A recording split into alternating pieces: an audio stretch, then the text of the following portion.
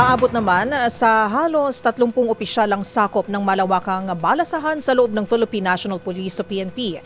Kabilang sa mga apektadong posisyon ay ang Criminal Investigation and Detection Group, gayon din ang iba't ibang regional directors sa buong bansa. Kilalanin ng mga apektadong opisyal sa report ni Edniel Parosa. May bago ng hepe ang Criminal Investigation and Detection Group o CIDG sa ilalim ng dati nitong direktor at ngayon pinuno na ng Philippine National Police na si Police General Nicolas Torre III. Kinumpirma ni PNP Concurrent Spokesperson Police Brigadier General Jean Fajardo na may order na para italaga bilang CIDG Director si Police Brigadier General Romeo Macapas. Bago sa CIDG, pinakahuling pinamunuan ni Macapas ang Bangsamoro Autonomous Region in Masli, Mindanao hanggang nitong panahon ng eleksyon.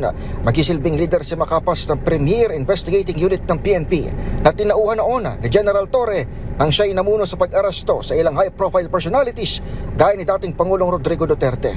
Papalit naman kay Macapas sa PROBAR bilang direktor si Police Brigadier General Jason de Guzman, epektibo ngayong araw. Sakop din ng reassignment sina Police Brigadier General Jackie Wangki na itinalaga bilang Acting Regional Director ng Police Regional Office Calabarzon, Police Brigadier General Ponce Rogelio Peñones na itinalaga bilang Acting Regional Director ng Police Regional Office 6, Police Brigadier General Roland Sigulon na Acting Regional Director na ngayon ng Police Regional Office 10, Police Brigadier General Joseph Arguelles bilang Acting Regional Director ng Police Regional Office 11 o Davao Region, Police Brigadier General Arnold Abad na itinalaga bilang Acting District Director ng Northern Police District dito sa Metro Manila, Police Brigadier General Ramdi Arceo na itinalaga bilang Acting District Director ng Southern Police District, Police Brigadier General Waram Tolito bilang Chief of Staff ng Philippine National Police Academy o PNPA, Police Major General Robert Alexander Aguilar Morico II na itinalagang Officer in Charge ng Area Police Command sa Visayas, Police Brigadier General Paul Kenneth Lucas bilang Acting Deputy Regional Director for Administration ng NCRPO at Police Brigadier General Melesio Buslig Jr.